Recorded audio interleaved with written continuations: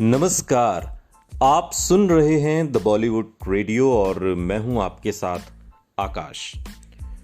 दोस्तों, ये किस्सा राजेश खन्ना और लंबे अरसे तक उनकी लिव इन पार्टनर, उनकी प्रेमिका अंजू महेंद्रू का है।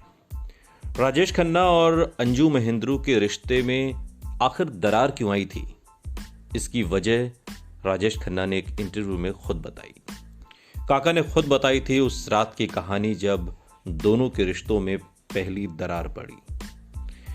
राजेश खन्ना की हर अदा निराली थी। फिल्मों में अभिनय की बात हो, दोस्ती हो, दुश्मनी हो या फिर मामला दिल का रहा हो, अपने आप में अनोखे राजेश खन्ना और अंजू महेंद्रू के रिश्तों की कहानी में बहुत उतार चढ़ाव रहा। कहते हैं कि इंसान जब कामयाबी की ऊंचाई पर होता है तो उसे याद नहीं रहता कि ये एक ऐसा सिंहासन है जिस पर कोई हमेशा के लिए नहीं बैठता।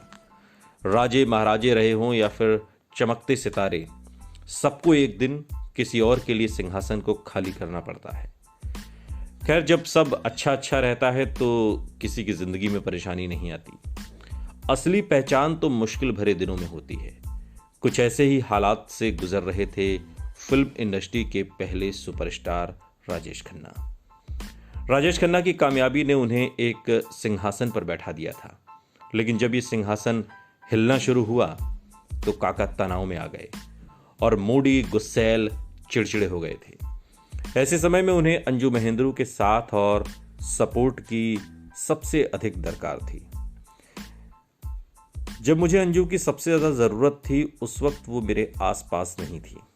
ये बात राजेश खन्ना ने स्टार डस्ट मैगजीन को दिए एक इंटरव्यू में कही थी।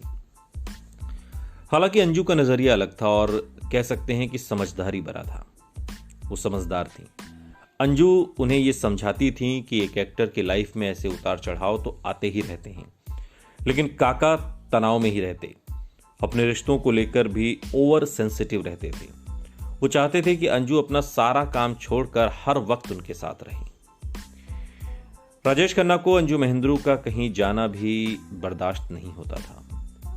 वहीं काका के अजीबो गरीब व्यवहार की वजह से अंजू के सब्र का बांध धीरे धीरे टूट रहा था। धीरे धीरे हालात ऐसे बने कि अंजू और राजेश खन्ना पहले से ही चटकते रिश्तों में उनके दरार आ गई। दरअसल अंजू उनकी सबसे बड़ी आलोचक रही थी। राजेश खन्ना के साथ उनका बर्ताव वैसा ही था जैसा सुपरस्टार बनने से पहले था।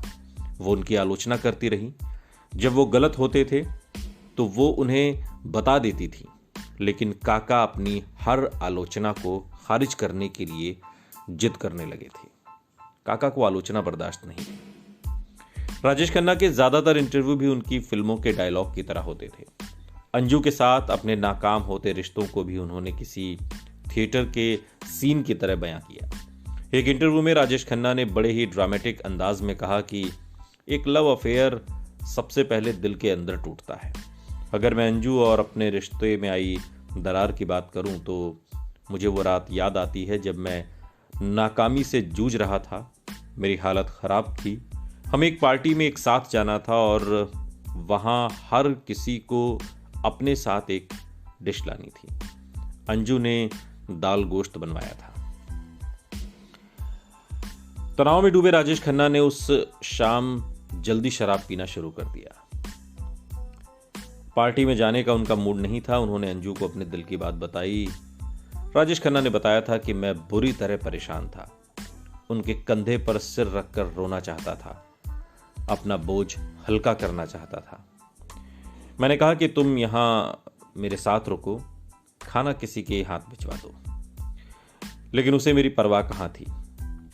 मेरे सामने वो खाना लेकर पार्टी में चली गई। मुझे लगता है कि यही वो पल था जब उसके लिए मेरा प्यार भी उसी दरवाजे से चला गया। इसकी जानकारी एक किताब है यासिर उस्मान की, कुछ तो लोग कहेंगे, उसमें भी मिलती है। राजेश खन्ना और अंजू महेंद्रू का रिश्ता कई साल चला और फिर अचानक से राजेश खन्ना ने डिंपल कपाड़िया से शादी कर ली। कहते हैं कि राजेश खन्ना की जिंदगी में अंजू महेंद्रू और डिंपल कपाड़िया दोनों इस लिहाज से अहम हो जाती हैं कि अंजू महेंद्रू राजेश खन्ना की कामयाबी को संभाल नहीं सकी और डिंपल कपाड़िया राजेश खन्ना की नाकामयाबी को, दोनों ही अपने अपने स्तर पर फेल हुई हैं। राजेश खन्ना तो एक तरह के मूडी इंसान थे। बहुत हल्के शब्दों में कह दें अगर, तो राजेश खन्ना बिल्कुल बच्चे की तरह थे। सुनते रहिए द बॉलीवुड रेडियो, सुनता है सारा इंडिया।